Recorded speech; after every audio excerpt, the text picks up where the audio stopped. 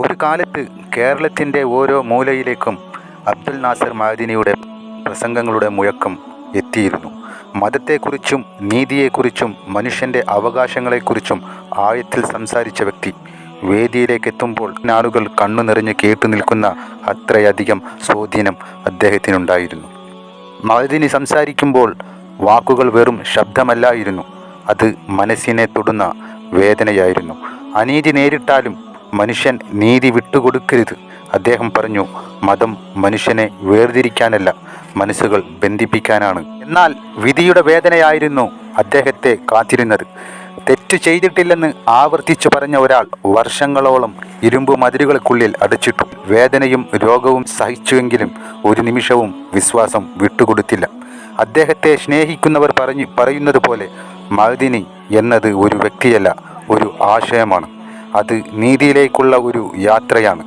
അദ്ദേഹത്തിൻ്റെ ജീവിതം നമുക്ക് ഓർമ്മപ്പെടുത്തുന്നത് സത്യസന്ധനായാൽ പാടുപെടേണ്ടി വരാം, പക്ഷേ തോറ്റുപോകുന്നില്ല എന്നതാണ്. ഇന്ന് ആ ശബ്ദം മങ്ങിയിരിക്കുന്നു. ആശുപത്രിയിലാണ്, രോഗശയ്യയിൽ കിടക്കുന്നു. അദ്ദേഹത്തിൻ്റെ ചിത്രം കാണുമ്പോൾ ഒരു കാലത്ത് വേദികളിൽ മുഴങ്ങിയ വാക്കുകൾ നമുക്ക് ഓർമ്മ വരുന്നു.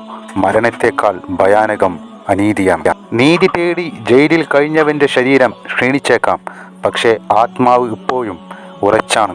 രോഗം ശരീരത്തെ തളർത്തിയേക്കാം, പക്ഷേ ദൃഢവിശ്വാസം ഒരിക്കലും തളരില്ല. കുറച്ച് ദിവസങ്ങൾക്ക് മുമ്പാണ് ആശുപത്രിയിൽ നിന്ന് മഅ്ദനി ഉസ്താദ് ചികിത്സ കഴിഞ്ഞെത്തിയത്. പക്ഷേ ഇപ്പോൾ അദ്ദേഹത്തെ വീണ്ടും ആശുപത്രിയിൽ അത്യാഹിത വിഭാഗത്തിലാണ് എന്നുള്ള വാർത്തയാണ് കേട്ടത്. മഅ്ദനി ഉസ്താദ്, അദ്ദേഹം എത്രയും പെട്ടെന്ന് സുഖം പ്രാപിക്കട്ടെ. ഈ പ്രാർത്ഥനകൾ കോടിക്കണക്കിന് മനുഷ്യരുടെ അധരങ്ങളിൽ നിന്ന് ഉയരുന്നു.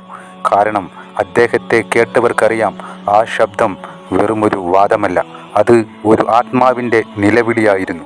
ഇന്ന് രോഗശയ്യയിലാണ് ആ മനുഷ്യൻ, പക്ഷേ അതിൻ്റെ മറവിൽ ഒരു പ്രത്യാശയുണ്ട്.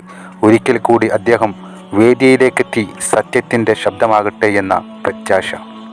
മഅ്ദനി എന്ന പേര് പലർക്കും വിവാദമായേക്കാം, പക്ഷേ അദ്ദേഹത്തെ സ്നേഹിക്കുന്നവർക്ക് അതൊരു പ്രചോദനമാണ്. നീതി തേടിയ മനുഷ്യൻ്റെ ഈ വേദന മനുഷ്യരാശിയെ ഓർമ്മിപ്പിക്കുന്നു. സത്യത്തിനായി പൊരുതുന്നവരെ തടയാം, പക്ഷേ അവരെ മൗനം പാലിപ്പിക്കാൻ ആർക്കും കഴിയില്ല. ചിലരുടെ ജീവിതം പുസ്തകങ്ങളിൽ എഴുതിയ കഥയല്ല, അത് ഒരിടത്ത് തീ പടർത്തിയ ഒരു ആത്മാവിൻ്റെ യാത്രയാണ്. ഇന്ന് ആ ആത്മാവ് രോഗശയ്യയിലാണ്. അബ്ദുൽ നാസർ മഅ്ദനി ഇസ്ലാമിന് വേണ്ടി നിലകൊണ്ട ഒരു വിശ്വാസി.